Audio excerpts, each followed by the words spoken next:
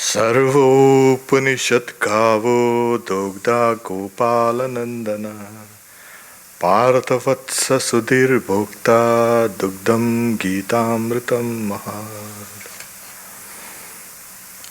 All the Upanishads are like the cow. The milker is Sri Krishna, the cowherd boy. Partha, Arjuna, is the calf. Men of purified intellect are the drinkers of the milk, and the milk itself is the supreme nectar called the Bhagavad Gita.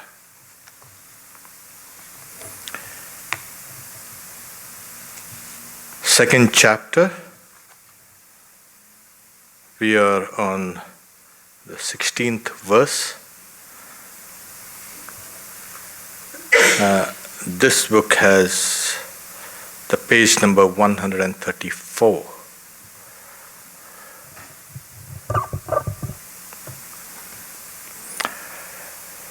Na sato vidyate bhavo, na bhavo vidyate satah, ubayorapi drishtvantua stvanayos tattvadarshibhihi.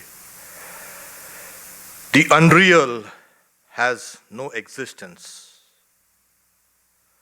The real never ceases to be. The truth about both has been realized by the seers. This is a little tricky. It's a very long, you can say, explanation on what constitutes existence. So there are disputants who say, well, those who know the truth or the seers of truth, tattva darshibhihi, the seers of truth, they say that they have experienced both. To even say that the unreal has no existence and the real has existence. So the experience of the real and the unreal. So on the basis of that experience, why can't we say that if something is experienced, both experiences are real? And the Buddhist will go forward and say, on the basis of this experience, if one is unreal, then the other also will have to be unreal. Either take both real or both unreal, because it is based on experience. So the Lord says, what happens is that when we talk about this reality and unreality, there's a kind of a dispute what constitutes reality and what constitutes unreality. One is time. A pot, or rather this table, wasn't existent in the past, in the distant past. We know it must be, maybe 40, 50 years. Something. And in the distant future, it will not exist. So a thing which appears in the middle and called the present, how can you call that real? Which was non-existent before, which will be non-existent after. This is kind of an appearance. This is one argument. Then this table exists in space. Obviously, it is here, it is existing in space. But that this reality of this table is limited by this space. while something which is called real, something which is called existent, has to be all pervasive. You cannot have one reality here and another reality there and another reality there. You will have multiple realities and then you will have problems. Which is the real amongst the realities? So I say, if it is located in space and time, it is limited by space and time. So here we are. Then objects. Everything is a subject and an object. Now, when we talk about the object, subject and object, we have more or less 5 divisions. 5 divisions are between God and the world, between the soul and God, between the soul and the world, between souls, and different objects in the world. Here we are faced with the problem. When you have such differentiation, this is spoken in the very widest sense. If you have such differentiations, you will not get a composite reality. Reality will be fragmented. So they say, this unreality has to have the characteristics of all pervasiveness, then omniscience, omnipotence, and as you know, omnipresence and all these things. But we don't see all these things in the world.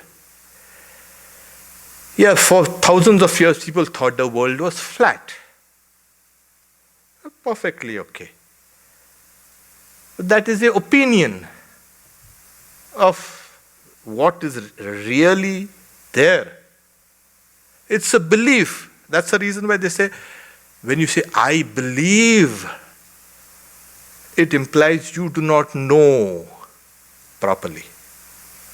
That's why you say, I believe. It's non-knowledge. So now, all knowledge contradicts this flat earth theory. Obviously. So I say, what happened? Why did I perceived this world as flat. And obviously it does look flat. For all practical purposes, it does look flat. So my perception wasn't real, wasn't truthful. When new data comes in, oh, the world is round.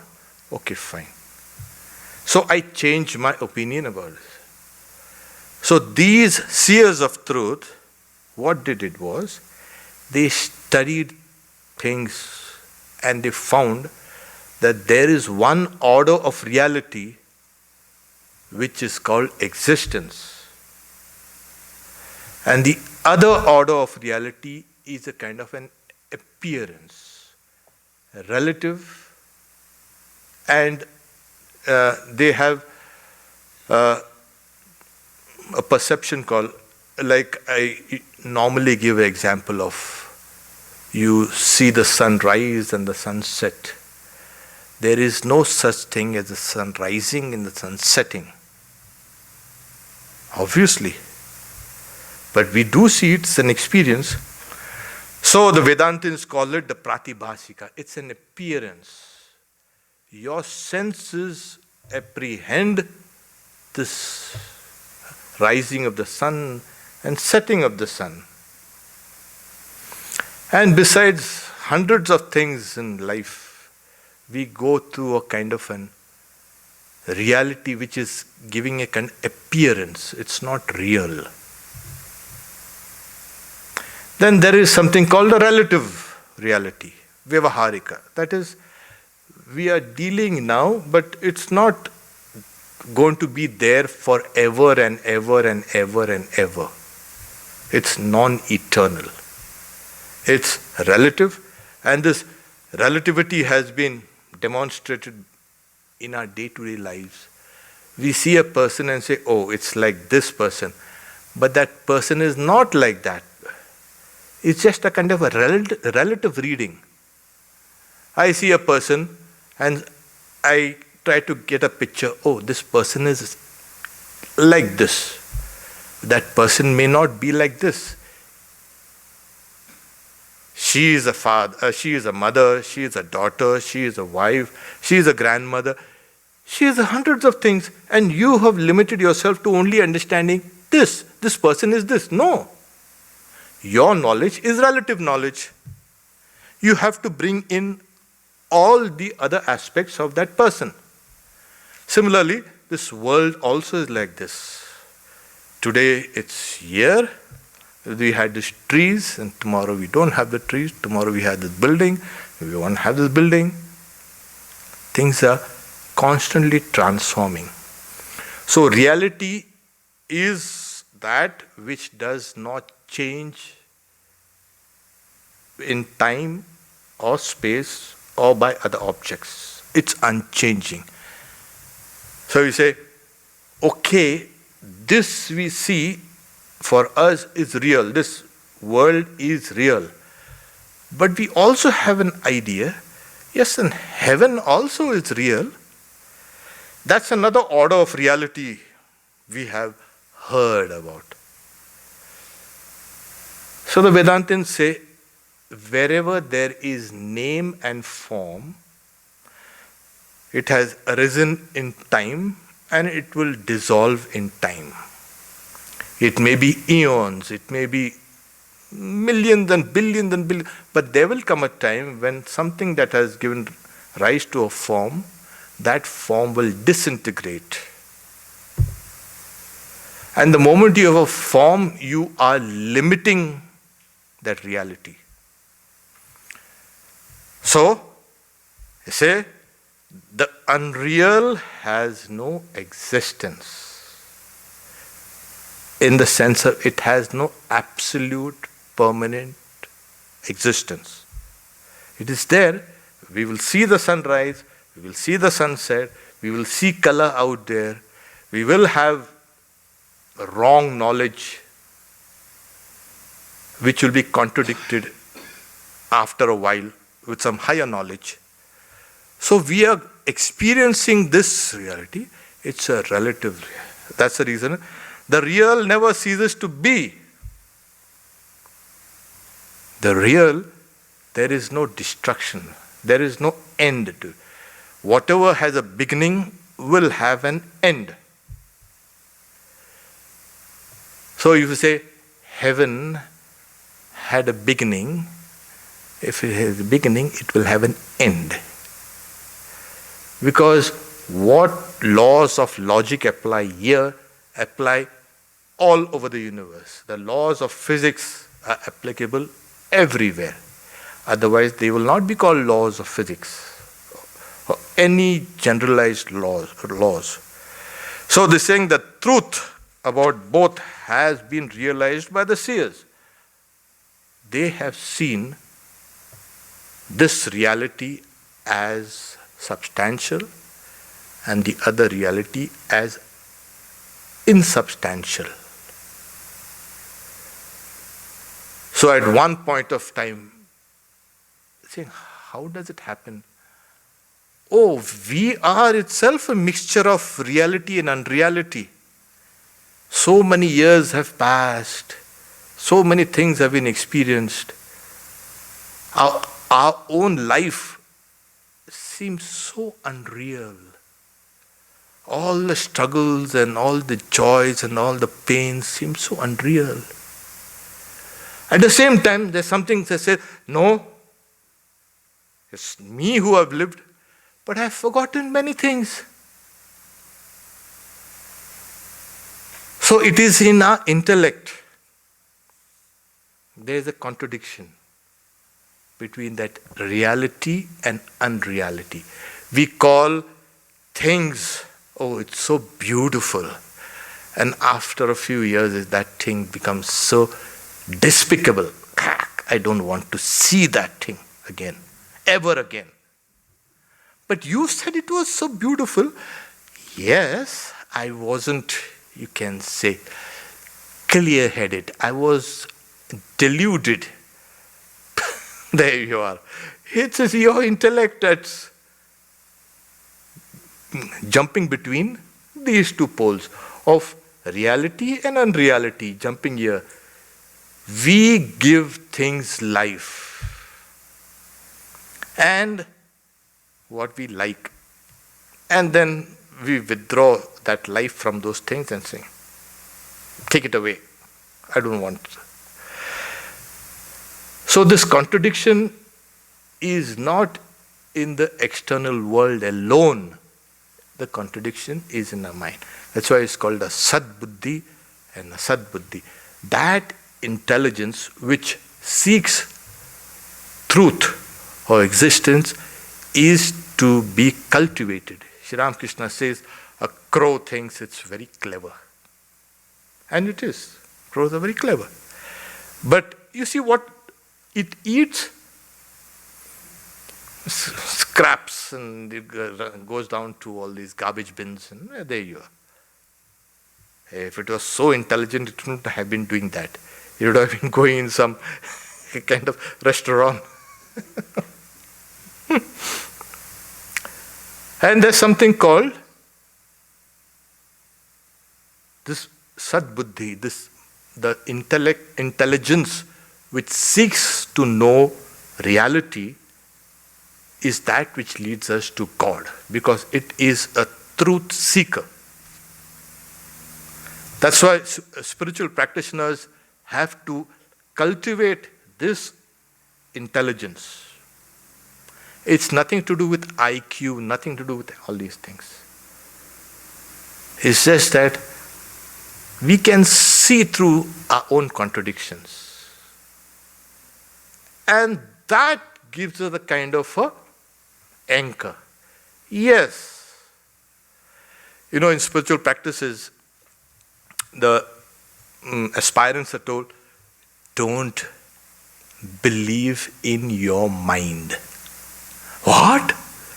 But the mind is mine. The mind is constantly throwing off forms. It's deluding you. Then what do I believe in?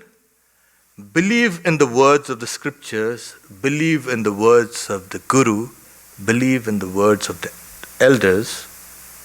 That is rock solid. If you keep on believing your mind, you will keep on running around and round in circles. That's the idea. Now, Tattvadarshi is called the seers of truth. Darshana is to see, to realize. And this is what. What is religion? Swami Vivekananda says, religion is realization. But this realization will not come all at once. You have to work at it. You have to shift between what is unreal and what is real. What is an appearance, what is relative knowledge, and what is the core of that being. Then we can understand, yes, this is reality. And Sri Ramakrishna says that that intelligence becomes what is called kutastha, like an anvil. You can take things and hammer those things on the anvil. The anvil is unshakable. That intelligence of yours becomes unshakable because it has intuited the truth. See, what happens is, it's not that we don't intuit that reality. We do. We do. But we get, as I say, sidetracked from what is real and we get into this. So, the reality is one, according to Advaita Vedanta. According to other philosophies, this also is real and this also is real. So you have two realities. Now, when you have two realities, you have problems. Philosophical problems, of course. Which is more real? Which was first? Which is more powerful? No. You've got to have one reality. Like the book says, quotes Sri Ramakrishna, the ocean of infinite existence, knowledge, bliss is ever itself unaffected by the phenomenal. The phenomenal world does not affect that reality. Like to give a kind of an idea what exactly is this infinite and finite. Take the Pacific Ocean, it's huge. And the phenomenal universe is like a drop in the ocean. Now this, the mind can understand a little when it brings kind of analogies. Oh, that size, this huge size. Oh, it's good. And the phenomenal. You mean everything that is in the universe? Yes. It's just a kind of a shadow up.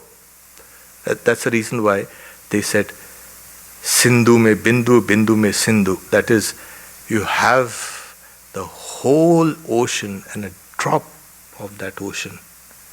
That constitutes phenomenal existence. Now, it's given in the plural,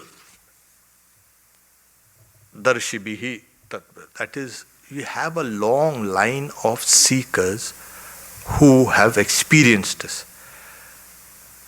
It's not, the Lord here is not telling Arjuna that I'm telling you, or it's been done by me.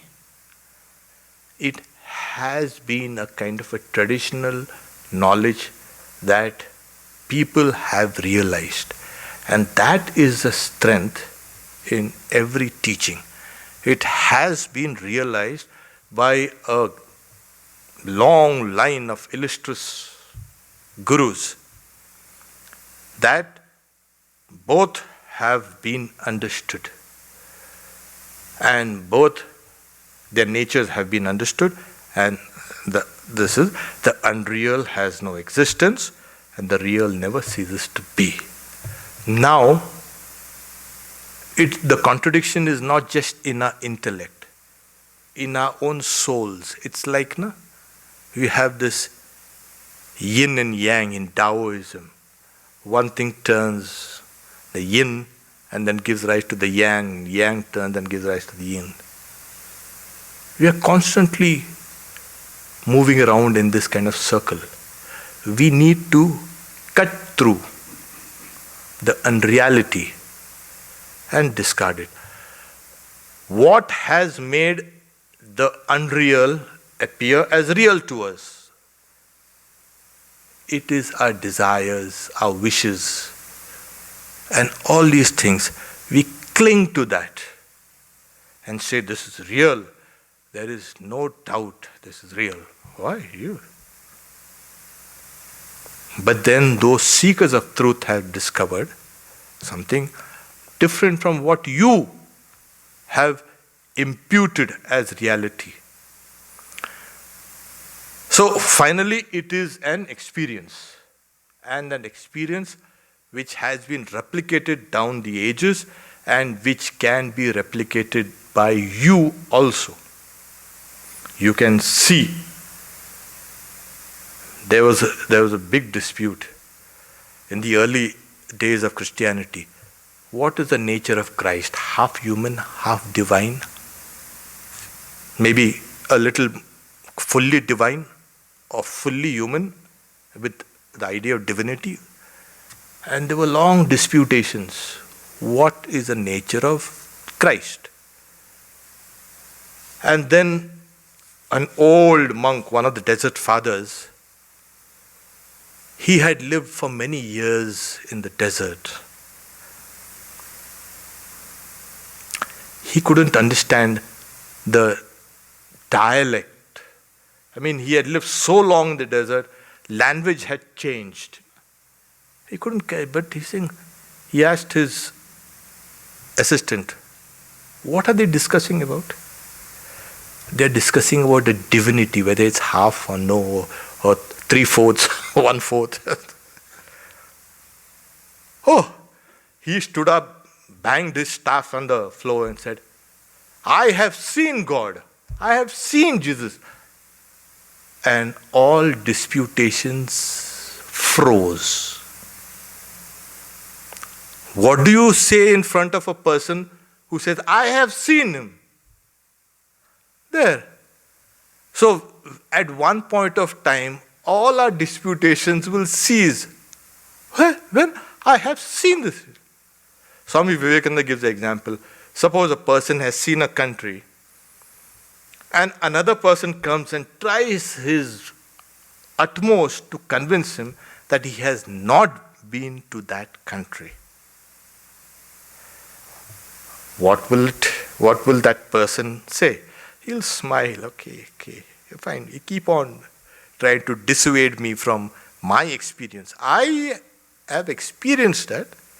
So, it is on solid ground that you stand. That is knowledge, that is experience, and this experience is the unreal has no existence, no absolute existence. The real never ceases to be. It does not get modified by any conditions. So this soul which is there within all of us is real and nothing can change that. There we are. Now suppose you say, at one point of time that soul is, you can say, merged in an oversoul. No, there is one soul. There is no little soul and big soul and all these things. It is real. The real will be there for all times to come. Heaven and earth will pass away, but my words will not pass away. Something like that. Everything will pass away. This will remain as it is. The real. We as souls are real. But it's a kind of covering on that soul. And that has been the problem down the ages. So we feel the body and we intuit the soul. In those whose minds are pure, that intuition becomes extremely strong. There, nothing can shake it. So it's a kind of a dual perception. And then finally, you'll find that one withers away, the unreal withers away. And what remains is real. So this is the meaning of this verse. The next verse, here, he keeps on trying to egg on Arjuna to fight, because Arjuna was afraid to die personally and to kill others.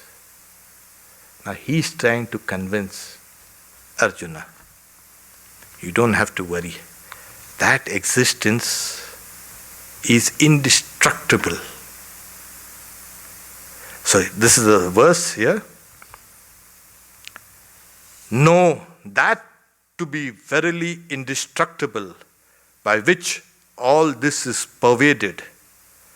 None can effect the destruction of the immutable. Yeah. It's a tremendous statement.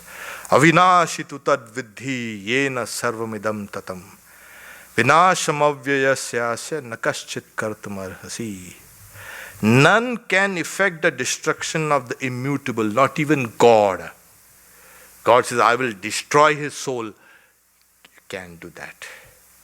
God cannot do that. God does everything, can do everything except destroy us. But why He is all powerful, or she is all powerful. Yeah, we like the word she. She is all powerful. She can do everything. She creates this whole universe by a mere wish. Oh yes, it's Kali now thinks, oh, now it's time. It's been a long time since I've been alone a little. Let's become many. And she wishes this creation. And she transforms herself into this universe. She cannot destroy that universe because she is going to destroy herself. She cannot destroy her soul because she is going to destroy herself. Who will do that? There are no suicidal tendencies there in the divine. That's the reason why it is indestructible. So, this indestructible reality pervades everything. Oh, really? Yes. It pervades my entire body, pervades everything outside my body, everything. What is called sentient, what is called insentient, is pervaded by that reality. And that's the reason why we have this feeling of timelessness, of a kind of a permanent thing. It pervades everything because reality cannot be confined to a particular place, a particular time, and a particular object. It is true for now, it won't be true. No, it pervades. And how? It's like, how do you say? It suffuses you. It is there in the very cell, in biological cell. And it is there in the very atom. Some of these verses in the Upanishads, which also occur here, that from the smaller than the smallest and greater than the greatest, anoraniyan, mahato mahiyan, this pervades everything. And the commentators say, from the creator to the clump of grass, this reality pervades everything. It's all pervasive. And it is indestructible. That should give us a tremendous sense of courage and fortitude and a sense of being divine. Yes, we are that indestructible element. Nothing can destroy us because the sense of destruction, the sense of loss, the sense of things being yanked away from us frightens us. But why? I am one with that reality which is all pervading. And is it just all pervading? No, it is bliss. It is knowledge. And then we say, oh, generally we give a kind of an illustration of space is all pervasive. And creation emerges in space and disappears back. This whole universe, they say, is full of dark energy and dark matter. And it constitutes more than 95% of this universe. Where is that? I can't see it. You can see. You are seeing matter, but that constitutes a little more than 4%. I think there's a book, the 4% or 6% universe. What we see of the universe is only a fraction of this universe. A larger part of the visible universe is invisible. Yet it influences everything. And so when you say, now that space or the dark energy or dark matter, it's a field of possibilities. Like Einstein used to say, what is real is the field. From that emerges all this quantum, you can say, phenomena. And then it comes out into kind of objects. The field is real. So, exactly in the same way, this reality is all pervading and it is a field of this entire universe. The universe rises like a few bubbles in the ocean, in the Pacific Ocean, and you can join the Atlantic, and you can join the Arabian Sea, and the Bay of Bengal, and the China Sea, and everything. And in that huge sea, a few bubbles arise, and once again merge, and once again arise, and once again merge. So this reality is immense, it's indestructible, and it is bliss, bliss and bliss. It is nothing but sweetness. Like the experience of Swami Vijnanananda, when he first had an experience of the Buddha. He's saying, I was standing in front of the statue of the Buddha at Sarnath, and suddenly he felt himself in an ocean of light and his individuality like a speck in that ocean. Even Swami Vivekananda says, I am like a piece of glass in a luminous ocean. Here we are. So we are floating here in this all-pervasive reality, which is bliss. And it's amazing, why can't we see it?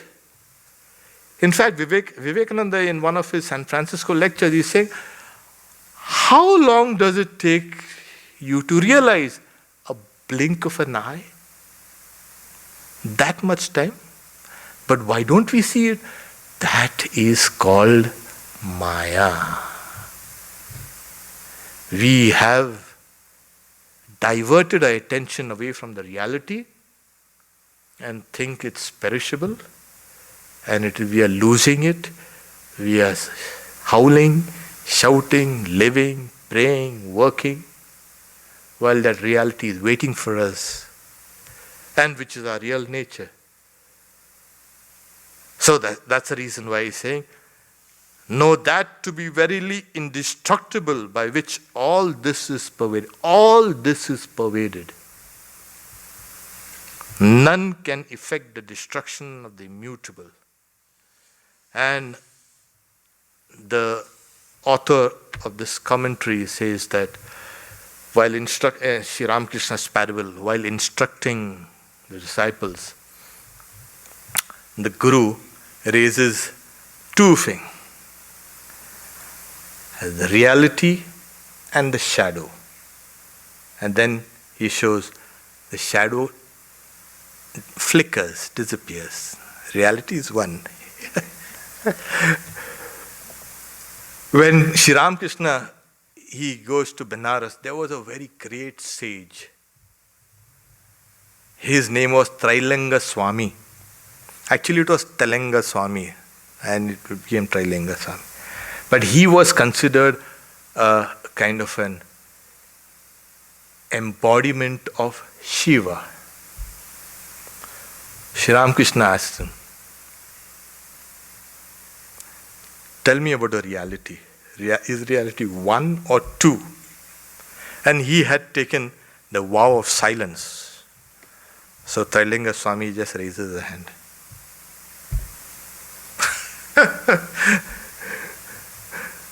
So, of course, Holy Mother and some of the direct disciples also.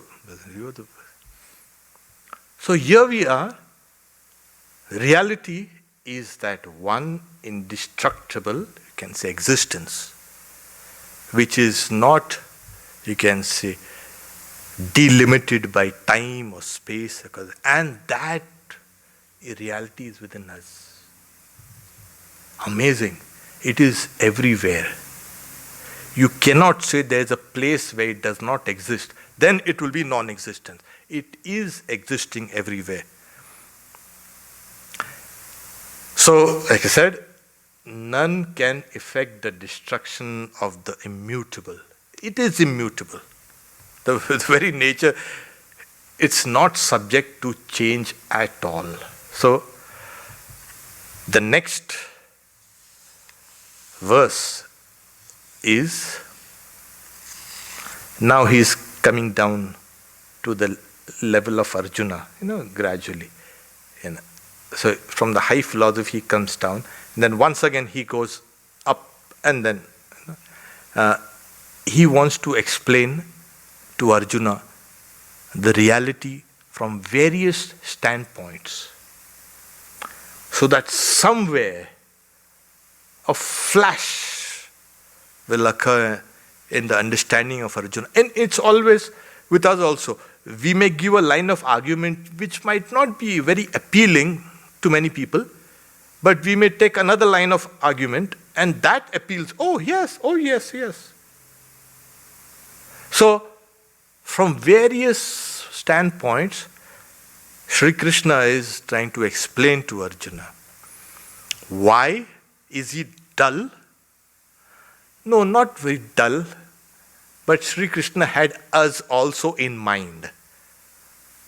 Those who will come after Arjuna and the host of brothers, they will need arguments from different standpoints so that they can later combine the various strands, the various arguments into a kind of composite whole.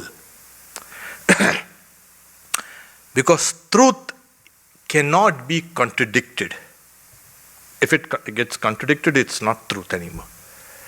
So our job, we will take various standpoints, various stands in our pursuit of reality, in our search for reality. And then later on we'll find, we can harmonize all these experiences, all these arguments. Like Sri Ramakrishna, he practiced all religions. Why? Did he doubt his own realizations? No. He knew that later on, these guys will start disputing about. Mine is right, yours is wrong.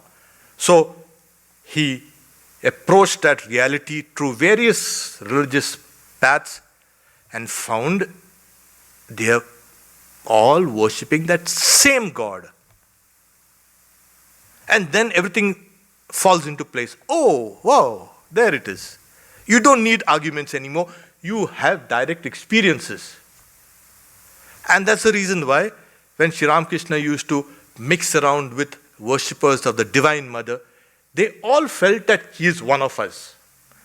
When he used to talk to the worshippers of Shiva, he's one of us. And when he used to talk to the worshippers of Vishnu,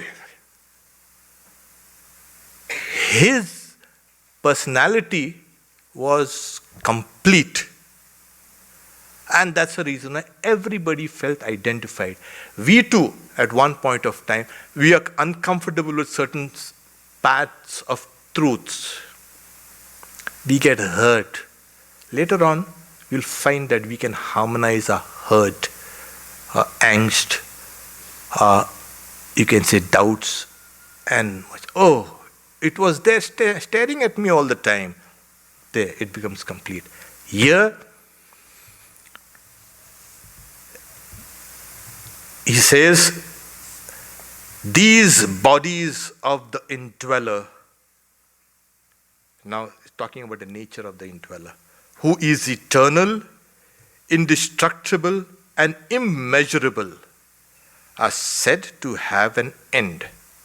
Therefore, O son of Bharata, fight. So he's saying, Tasmad Yuddhasva. He is not saying, okay, now I've explained to you the truth. Now you can go and retire. Or you get out of this war zone and get out. No. You engage yourself. And this is the test of truth. In work, we engage ourselves with the idea that this is the truth and there is no escapism. Many people want to escape. Saying, no. Arjuna thought he's giving me such beautiful, sublime teachings. Now he's going to let me off. Think, okay, get out. No, he said, you fight. Gird yourself and fight. And that's a lesson for all of us. Sri Ramakrishna says, tie the knot of Advaita in the corner of your cloth and do whatever you want to. In the sense of not whatever you want to. That is, engage yourself in work. Tie the knot of Advaita or tie the knot of I am God's child. And work. Don't sit down and say, I'm God's child, so good. Good for me. Bad for you. Nothing like that. Because this knowledge is a form of liberation. It's going to liberate you. So engage yourself in work because it's going to do good to you and to others also in the process. So this is the liberating knowledge. He says, these bodies have a beginning and an end. All these bodies.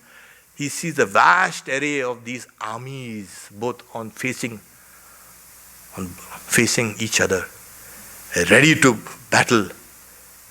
All these bodies have an end. Whether you be the instrumental cause, or no, they are going to die, one of them. But that which is within these bodies are, as I say, eternal, indestructible and immeasurable. Here we are. And that's what Swami Vivekananda says. We are a mixture of the finite and the infinite. How these two have merged, where they meet, no one knows. It's a kind of a twilight zone. We always walk that path between the finite and the infinite. And amazingly, this is what the scriptures say. There is something which is unknown. Don't run away from that. You need to plunge yourself and make that unknown known. In the old days, they say, outside the cities, there were these dragons in these forests. Don't go there. Those dragons or the demons or these goblins will grab you and finish you off, kill you. And then there were some souls who could go and face the dragon like St. George. What is a dragon? There is no dragon. A dragon is, if you look at it, a dragon has wings. Amazing. How can dragons have wings? Dragon breathes fire. How can dragons breathe fire? And dragon has a body of a kind of a snake and of a reptile. It's a kind of a composite image of everything we fear. You've got to go there and grapple with that fear, that unknown, that dragon, and slay it. Then you understand, oh, I'm infinite. So, this is the reason why we need to, and Swami Vivekananda is very clear, it is more than known. It is not unknowable. Right now, it is unknown to you, but it is knowable. It is doable. It is just you need to come outside your comfort zone and approach that, grab it. Sri Ramakrishna gives the example of A girl, she's frightened because she sees somebody with a mask, kind of a tiger, and she screams. She thinks it's a real tiger. Sorry, yes, it's a real tiger. And then it was a brother, and the brother takes the mask off. Don't get frightened, it's me. Oh, and then suddenly it's all joy. It's just knowledge that mask has slipped. Somewhere the world has put on a kind of a mask, trying to test you. Are you indomitable? Come. And there you can conquer. So truth kind of puts a kind of a show around itself. If we approach it with veneration, that truth revealed itself. And that truth protects us. That's a great, you can say, teaching of the Mahabharata. When Draupadi was anguished, what's happening, all these things? Why all this trouble?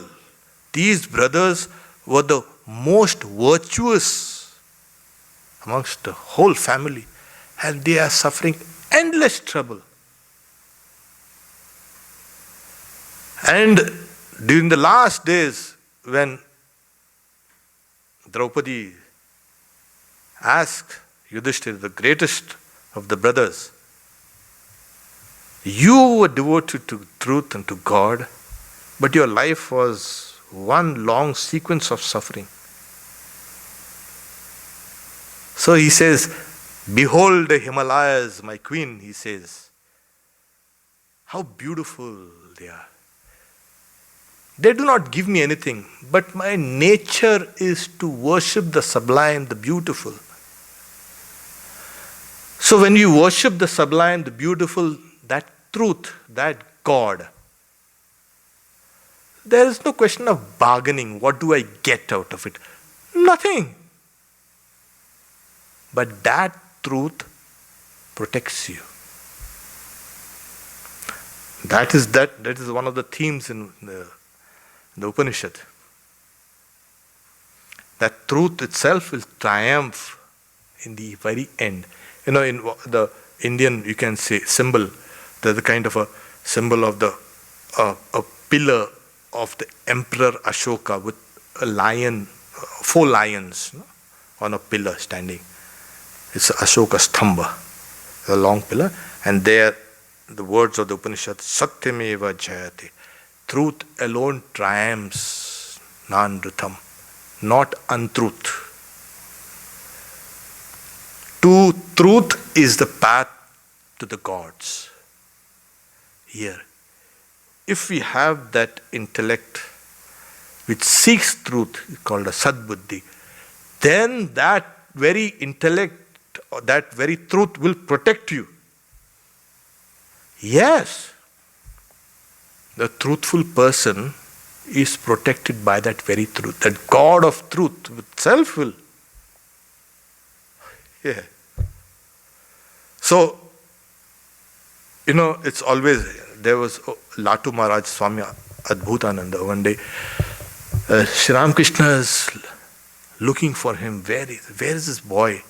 Where is he? Searching. And finally he finds Latu Maharaj sitting down under a bale tree, kind of a sacred tree, and meditating, deep in meditation. And Sri Ramakrishna sees him meditating, and he sees a dog there guarding Latu Maharaj. And Sri Ramakrishna goes, saying, Leto, come. He comes out of his meditation. Then Sri Ramakrishna says, that wasn't a dog. That was one of the attendants of Shiva, of Bhairava, taken this form and guarding him.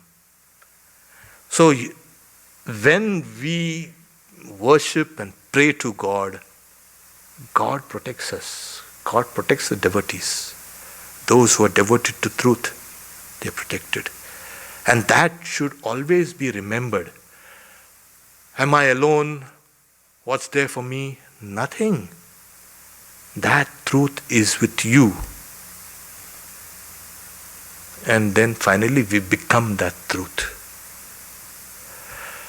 Om Shanti Shanti Shanti Harihi Om Tat Sat Sri Ramakrishna Arpanamastu.